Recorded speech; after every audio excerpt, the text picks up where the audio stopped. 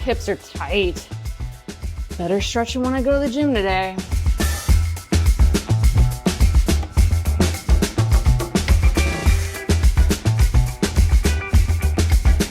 What are you doing?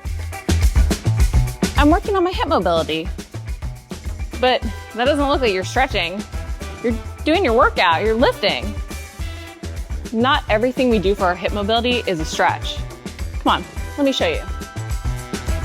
Really? Okay.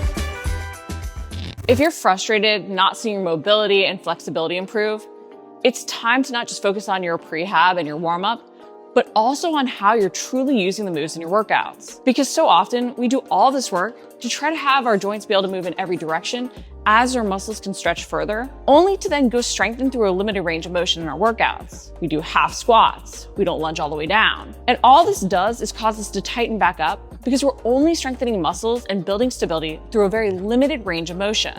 We're training muscles to be shortened.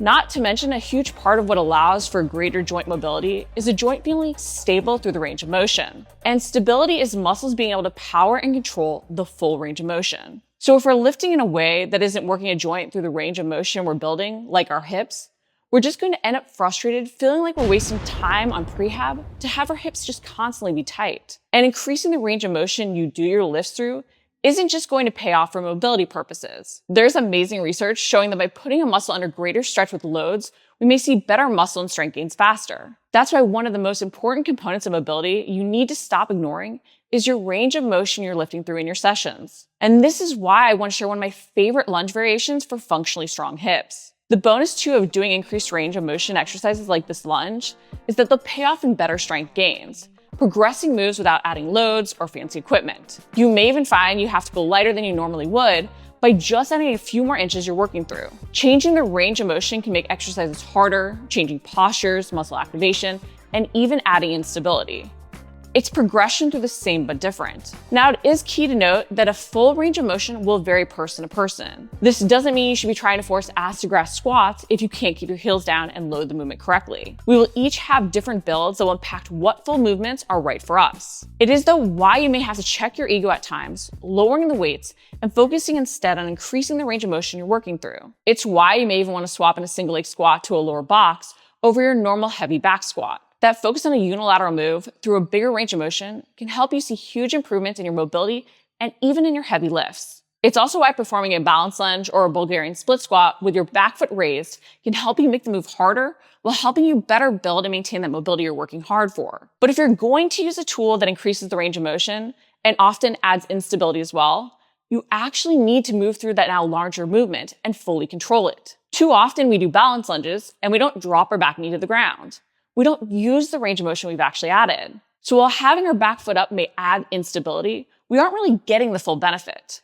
We aren't strengthening the hip mobility and flexibility we built in our warm-up. It's why we need to find ways to slowly increase the range of motion and work through it. It's why I wanted to share one of my favorite balance lunge alternatives to focus on improving hip mobility and stability, the deficit split squat. This is a very quad-intensive move and often really gets you feeling that rectus femoris, or the only quad muscle that connects at both your hips and your knees. But it's a great way to take that split squat up a notch when you can complete the full range of motion from the ground. Because moves like the split squat are basically hip stretches, ones we just slow down to strengthen muscles. And the deficit split squat is deceptively hard.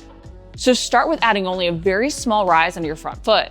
This rise under your front foot over your back one is a great way to work on your ankle and hip mobility in a very quad-focused way. It's also often easier for us to control without adding in a hip hinge. Often with the balance lunge, we struggle to go as low and tend to include a bit more glute loading, hinging slightly at the hips. While not bad, it does prevent us from training that hip extended position. That's where the deficit split squat can be key. Raising that front foot will help you focus on that back hip being extended as you sink deeper than you normally would if you're lunging off the ground, putting those hip flexors under stretch. And you'll also find yourself loading your quads and feel that ankle mobility of your front leg being trained and tested as you keep the heel down. You want to sink straight down, not shift forwards or backwards. When you stand up, you'll also find your front leg stay slightly bent.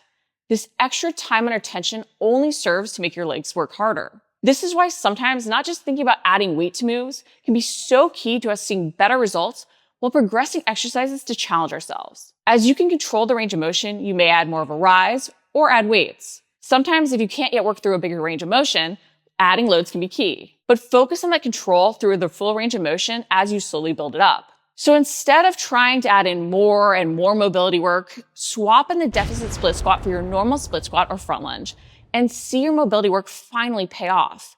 And if this range of motion is too much for you and you want to build up from where you're starting from, you can use these same principles, but in the opposite way. If you can't sink more than an inch or two in a split squat, give yourself a block to kneel to as a guide to go lower. Use a slight balance element to help assist you.